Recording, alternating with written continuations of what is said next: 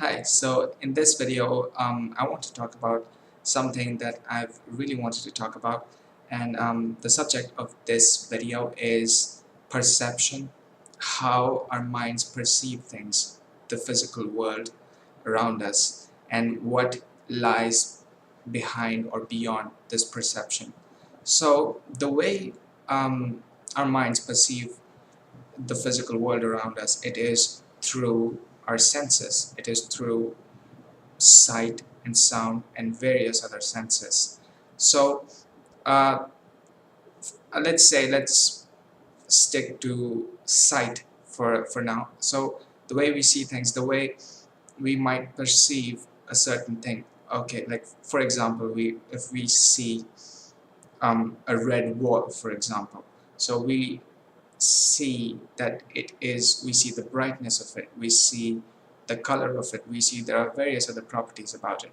But each of this property, the way we see it, the way we perceive it, is not present in the thing in and of itself. It's a property of our minds. So if we perceive the wall, for example, if we perceive the color of the wall, the color, the way we perceive it, the qualia of the color is not present within the wall in itself, nor is it present in the light that is coming from the wall and into our eyes. So that information of how we perceive it is not present within the object or within what it is transmitting, which is light, but instead it is present in our minds, and it is this is true for any other property. Now, if it is true for I think that it is that it is also true not just for certain properties, but also for concepts. Like for example, if I'm perceiving, let's say a cube, a red cube. Now, the property of this cube would be that it has right angles on four sides, and there's if we see it as a 2D object, and when we see it in 3D, we know that it has all these right angles. So let's say we're seeing it faced directly towards us, so we're seeing it in mostly as a 2D object. So we see a square. Now the property, the concept of a square, I think that also arises from within our minds. The object in and of itself does not have the information of what a square is, of the concept of a square, but rather in a way that the redness of the square is the qualia of redness. It arises from our minds.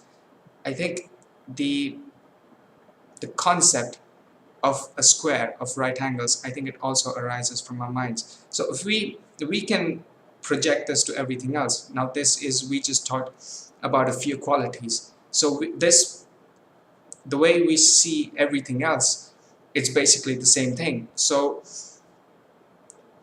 the world that we see around us, with all of its various properties and with all of its various qualias and with all of its various concepts, in that way it becomes, because these qualias and these concepts are not inherent to the object in itself, but rather a property of our minds. So if we extend that to if we extend that further and see that every single thing that we see around us, it is not what it is in and of itself, but rather it's created by our minds using various qualias. So, and with these qualias all being with them all being a product of our minds, what we are seeing is basically what our mind creates for us, and not what the physical world actually is. Now, behind this, so the way we see, let's say, a red cube, okay, so the properties were created by our mind of its various properties through these qualia. But if it weren't for these qualia that our mind created, what would that cube be in and of itself? without the qualia of from our minds to be able to actually perceive it. So is there something, would it even exist? How would it exist? Or how could that information as to what it is, how could it be understood? In what way could it be understood? Or in what way could that information as to what it truly is, how could that exist? In what way could it exist?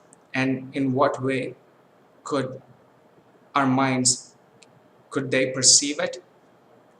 So these are just a few questions that I thought they were pretty interesting, but the implications of this is that everything that we see around us, it is created by our minds. It is not what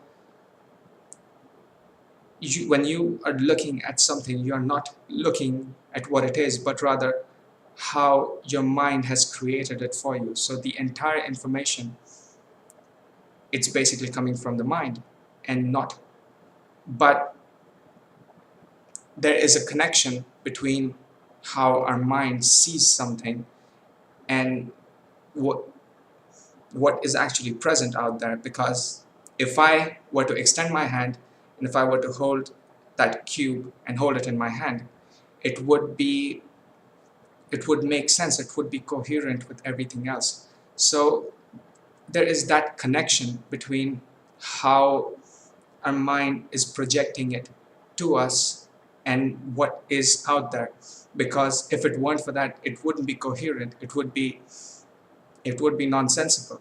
So this is a pretty interesting thing to think about, because this would mean that we haven't really experienced something for what it truly is, just how, I mean, that sounds kind of pessimistic though, but it's based on how our mind sees it, and not what it could truly be behind all of this qualia, and be beyond how we see it. So yeah, those are just a few of my thoughts on this. Maybe in another video I'll expand more on this, but I think for now I want to leave it at this, because I wanted to talk about this for a while, so at least this way I got started on this. And hopefully I'll think more about this and maybe come up with some better observations or some better thoughts on this, and hopefully it'll make for some interesting ideas. So these are just a few of my thoughts on this. If you found this interesting, or if you have any of your own thoughts on this, let me know. And so yeah, that's where I'm going to end this video, and I'll see you in the next video.